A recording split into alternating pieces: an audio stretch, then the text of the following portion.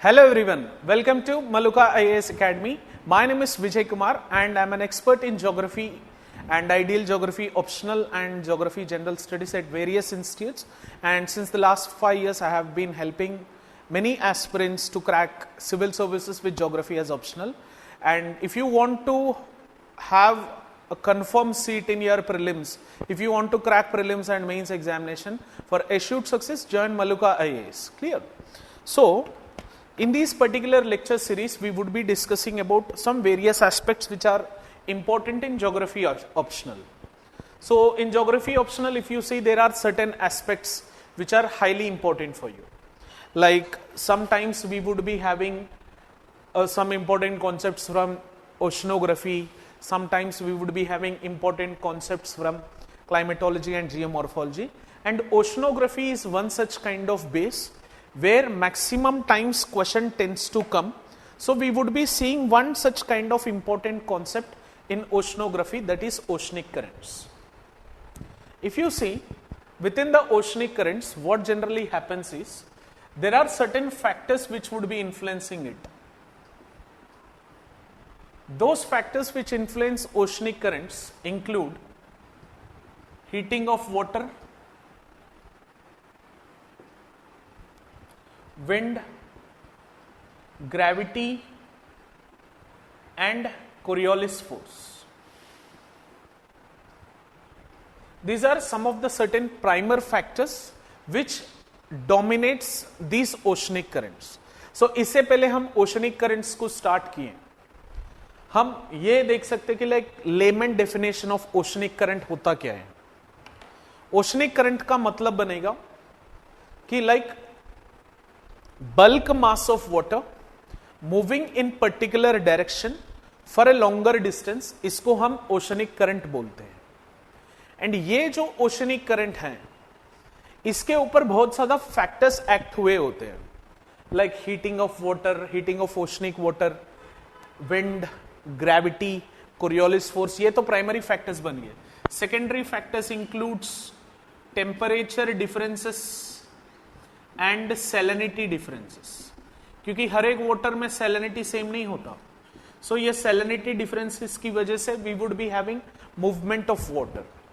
So in this regard ये factors जितने भी हैं, ये सारे इन्फ्लुएंस करेंगे मूवमेंट ऑफ ओशनिक वाटर पे, जिसको हम ओशनिक करंट्स कहते हैं. सो इसमें मैं बताऊं, like we would be having wind as most important factor. So हम इस फैक्टर का देखेंगे आज, एंड इस फैक्टर की वजह से क्या हो रहा है ये भी देखते हैं. एंड आगे जाके हम जो भी अदर फैक्टर्स हैं, कोरियोलिस फोर्स है, ग्रेविटी है, so ये सारे फैक्टर्स देखेंगे. ठीक है. सो आप सबको ये तो पता है, विंड सिस्टम जो भी है, we would be having planetary winds, secondary winds, local winds. उसमें प्लैनेटरी विंड सिस्टम जो भी है, ये जनरली मूव करता है इन दिस डायरेक्शन. सो ये जितने भी प्लैनेटरी विंड्स हैं सब ट्रॉपिकल मार्जिन में, these planetary winds, they generally force the water to move from east to west. As these winds are moving from east to west, they intend make the water to push towards east to west. So equatorial region पे, जहां पे equatorial region पे है, उस जगह में क्या होता है कि ये ट्रेड विंड्स जो भी हैं, these trade winds would be pushing the water towards this western margins. And this is not only happening in Atlantic Ocean. ये अगर आप कैलकुलेट किए, इंडियन ओशन में भी इक्वेटोरियल वाटर्स पे यही कहानी है, पैसिफिक ओशन में यही कहानी है, एंड ये भी तो पैसिफिक ओशन ही है, यहां पे भी सेम कहानी. सो ओशनिक वाटर जितने भी हैं, they are driving themselves from east to west. And when they are driving themselves from east to west under the wind impact, we would be having generation of movement of oceanic current. वही हम अभी देख रहे हैं and इसका influence देखते हैं. अगर यहां पे आप देखें तो हम अभी अटलांटिक ओशन पे कॉन्सेंट्रेट करते हैं. नॉर्थ इक्वेटोरियल करंट, जो ये भी वाटर मूवमेंट हो रहा है यहां से लेके यहां तक, इसको हम नाम दिए थे नॉर्थन हेमिस्फीयर में north equatorial current, southern hemisphere में साउथ इक्वेटोरियल करंट. एंड ये जो सदर्न हेमिस्फीयर में साउथ इक्वेटोरियल करंट है, तो ये रीचिंग द ब्राजीलियन कोस्ट, ये दोनों ब्रांच में डिवाइड हो जाएगी। नॉर्थ इक्वेटोरियल का करंट का छोड़ दो, अब पहले हम साउथ इक्वेटोरियल करंट का देखते हैं। South equatorial current reaching the Brazilian coast, it deflects itself into 2 branches. उसमें एक ब्रांच मूव होगा कैरेबियन सी के पास, वहां पे हम उसको एंटेलिस बोलते हैं, ठीक है। सो ये नॉर्थ इक्वेटोरियल करंट का ब्रांच जो भी ये ब्राजीलियन कोस्ट है, वो ब्राजीलियन कोस्ट से और आगे जा रहा है with the deflection of the coast line. But ये northern branch of south equatorial current जो भी है, this is moving further towards Caribbean sea, जहां पे एंटेलिस करंट बोल रहे हैं, एंड ये फर्दर जाके गल्फ ऑफ मेक्सिको रीजन में it is mixing up with the waters which are been added by different river streams. So Antilles current में और ज्यादा पानी आ गए। So when water is added to Antilles current, तब उसको फ्लोरिडा करंट कहते हैं। एंड ये फ्लोरिडा करंट आगे थोड़ा जाके we would be finding a particular place post the Florida coast, we call it as cape Hatteras, and वहां पे क्या होगा, Florida current will be merging up with north equatorial current. And ये जब north equatorial current पे मर्ज हो जाएंगे ये पानी सारे आके, तब हम वहां से गल्फ स्ट्रीम बोलेंगे, जो वार्म ओशनिक करंट है। इन जनरल में हमें 2 टाइप्स का ओशनिक करंट्स है, एक जो भी waters driving from lower latitudes to higher latitudes, ये सारे के सारे वार्म ओशनिक करंट्स रहेंगे। एंड जो भी water which are moving from high latitudes towards low latitudes, उसको हम कोल्ड ओशनिक करंट्स बोलते हैं। तो यहां पे गल्फ स्ट्रीम जो भी है यहां का देखते हैं। सो इसमें बहुत ज्यादा पानी ऐड हुआ है, इसीलिए हम इसको करंट नहीं बोल रहे हैं, and we are calling it as Gulf Stream. And ये जितने भी रेड मार्क किया है मैं, वो सारे के सारे वार्म वाटर्स हैं। तो गल्फ स्ट्रीम वार्म वाटर और आगे बढ़ा, and by moving further what happens is, ये नॉर्थर्न डेविस स्ट्रेट रीजन से we would be having cold oceanic water which tends to move towards the lower latitudes. Warm oceanic current and cold oceanic current में अंतर क्या है, warm will move from low to high, cold will move from high to low, इतना ही difference है, ठीक है। So in general cold oceanic currents जो भी होंगे, these particular cold oceanic currents, they generally move in subsurface water. Warm oceanic currents as being lighter, they would be moving in surface waters. क्योंकि warm waters as they are lighter, they would be moving as surface waters. Cold wind थोड़ा cooler है, denser है, तो subsurface stream में move होंगे। Is this clear for everyone? So यहां पे क्या होता है ये हम देखेंगे, ठीक है। In this regard, in this particular aspect, warm waters moving to these margins, cold waters coming from higher latitudes. तो यहां पे जो एक न्यू फाउंडलैंड रीजन है कनाडा के आसपास में, वो न्यू फाउंडलैंड रीजन के आसपास में they would be having a confluence zone. Never ever at any junction warm oceanic current and cold oceanic current would be mixing up, क्योंकि उसमें टेम्परेचर का डिफरेंस है, सैलिनिटी का डिफरेंस है, डेंसिटी डिफरेंस बनेगा। सो इसकी वजह से never ever warm and cold oceanic currents would be mixing up. So whenever we don't have warm and cold oceanic current mixing up, वहां पे थोड़ा वाटर अपवेलिंग सिचुएशन आएगा। सो इस जगह पे क्या होगा, जहां पे ये कन्फ्लुएंस बन रहा है, उस जगह पे we would be having temperature inversion conditions which would be developed. हम क्लाइमेटोलॉजी में बाद में देखेंगे, वी विल ऑल्सो सी दो सब topics like how temperature inversion would happen. But whenever two air masses, two cool air masses, two warm air masses, two cool winds or warm winds, जब ये situation आएगा, warm wind cold wind never mix up, warm air mass cold air mass never mix up, warm oceanic water and cold oceanic water never mix up.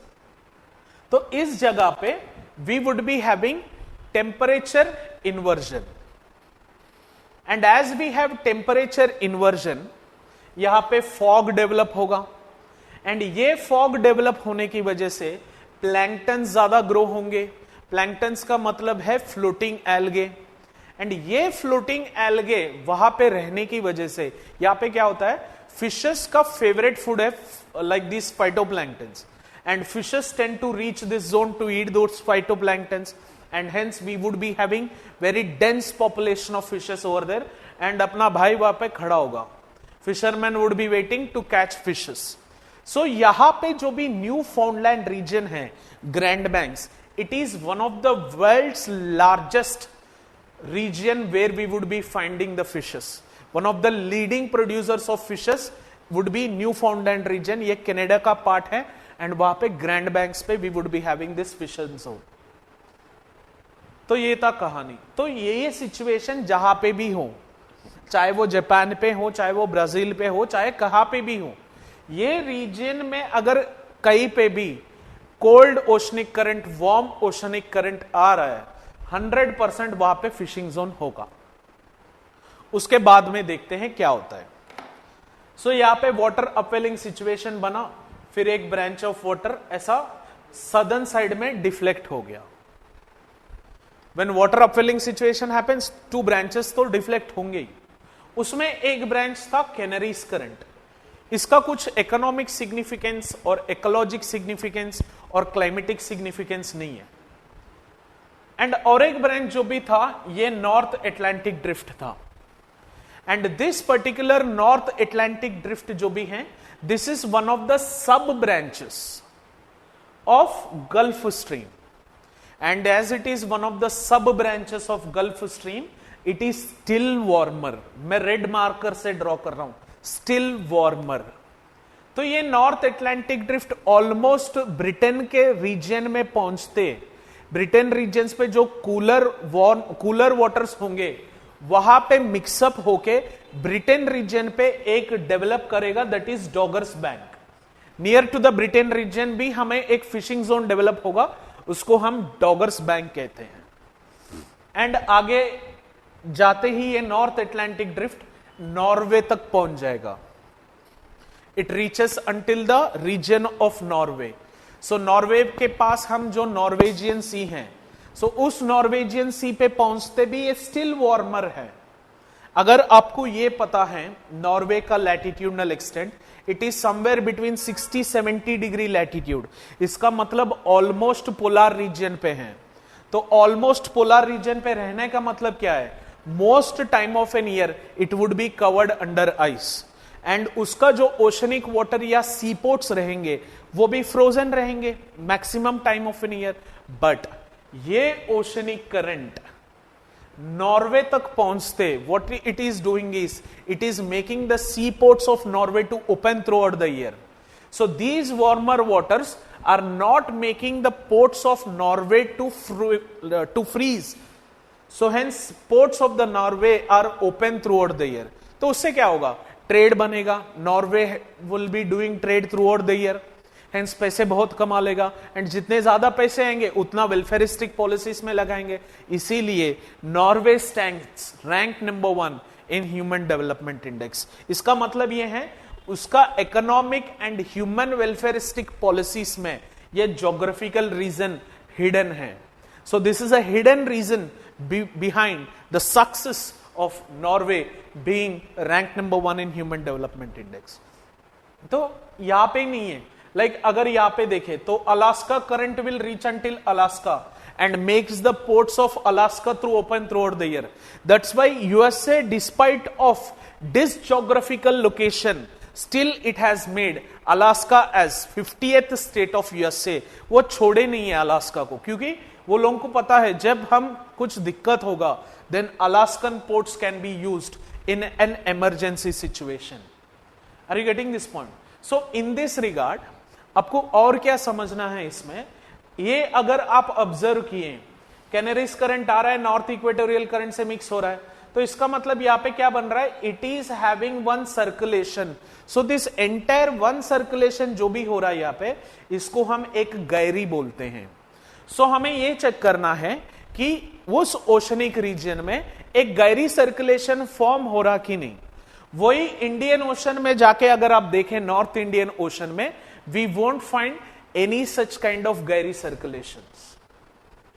आपको यह याद रखना है, warmer currents reaching the highest latitudes they will make the ports open throughout the year.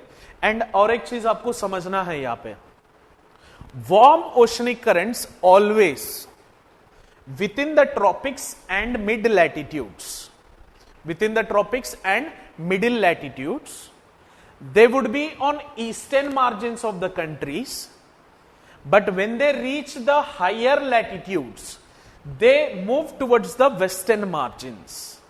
ये एक point आपको याद रखना है। एंड और एक पॉइंट जो आप याद रखेंगे, cold oceanic currents at higher latitudes they would be on eastern margin, but coming to lower latitudes they would be reaching the western margins। Are you getting this point? So in this regard आप ये oceanic current का concept और आगे जाके जब पढ़ेंगे you will be understanding. And इसमें और ज्यादा ओशनिक करंट्स है। ओशनिक करंट्स का साउथ अटलांटिक रीजन में है, नॉर्थ पैसिफिक में है, साउथ पैसिफिक में है, इंडियन साउथ इंडियन ओशन में है, नॉर्थ इंडियन ओशन में नहीं है। सो इसमें जितने भी ओशनिक करंट्स एंड उसका इन्फ्लुएंस जो भी है ये बहुत इंपॉर्टेंट है आपका ऑप्शनल के लिए। तो इस कॉन्सेप्ट को आप छोड़े मत। Please give much emphasis on this concepts and for these kind of concepts to be dealt please join us at Maluka IAS. And आपको ऐसे सब टॉपिक्स बहुत सारे मिलते रहेंगे। And please subscribe to Maluka IAS channel also. Thank you for watching this lesson. Have an awesome day. जय हिंद।